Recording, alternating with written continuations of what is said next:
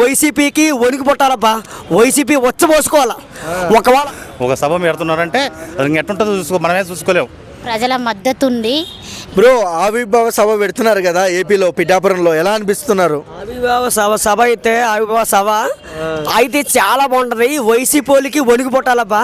ఒకవేళ ఆవిర్భావ సభ వస్తే చాలా పవర్ఫుల్. పవన్ కళ్యాణ్ దేవుడు, పవన్ కళ్యాణ్ దేవుడు ఒకవేళ వస్తే వైసీపీకి వణికి పుట్టాలి. ఆవిర్భావ సభ వస్తే మళ్ళీ నెక్స్ట్ సీఎం మాత్రం Pawan Kalyan CM. Pawan Kalyan CM. Next మాత్రం సినిమా మాత్రం రియల్ హీరో అయినా దేవుడు పవన్ కళ్యాణ్ దేవుడు అబ్బాయినా. మళ్ళీ దాదాపు 10 లక్షల మంది దాకా వచ్చే అవకాశాలు ఉన్నాయి. 10 లక్షలు కాదు, కోట్ల మంది వచ్చే అవకాశాలు ఉన్నాయి. 10 కోట్ల మంది వచ్చే అవకాశాలు ఉన్నాయి. సిదికెత్తే పవర్ స్టార్ సిదికెత్తే 10 కోట్ల మంది వస్తారు. ఓసీపీ వణికి పడుతుంది. ఓసీపీ వచ్చబోసుకుంటుంది. అయిపోయింది ఓసీపీ పని అయిపోయింది. ఓసీపీ ఊడిపోద్ది.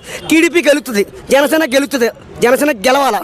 ఎందుకు పవన్ కళ్యాణ్ అంటే ఇష్టం? నాకు ఆయన అంటే అభిమానం, పిచ్చి. చిరంజీవి అంటే ఇష్టం. ప్రతి హీరో నాకు చాలా ఇష్టమే. ఎక్కువ పవర్లో చెప్పిన పవన్ కళ్యాణ్ ఒక సింహంగా అనిపించింది. పవన్ కళ్యాణ్లో నాకు సింహంగా అనిపించింది. ఆయన అంటే నాకు చాలా చాలా ఇష్టం. ఆయన అంటే నాకు చాలా చాలా ఇష్టం. దేవుడబ్బా మన కళ్యాణ్. పవన్ కళ్యాణ్ గారు దేవుడైనా. అక్క, పిఠాపురంలో ఒక సభ పెడుతున్నారు కదా, ఎలా అనిపిస్తుంది అక్క? అంటే పిఠాపురం గురించి విన్నాను. ఆవిర్భావ సభ అని స్టార్ట్ అయింది.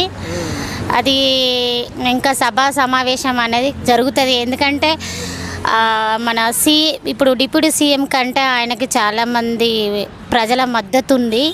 ఇంకా చాలా మద్దతు కావాలి, ఇంకా డెవలప్మెంట్ కావాలని నేను పవన్ కళ్యాణ్ని కోరుకుంటున్నాను. దాదాపు 10 లక్షల మంది వచ్చే అవకాశాలు ఉన్నాయంటున్నారు ఈ సభకు.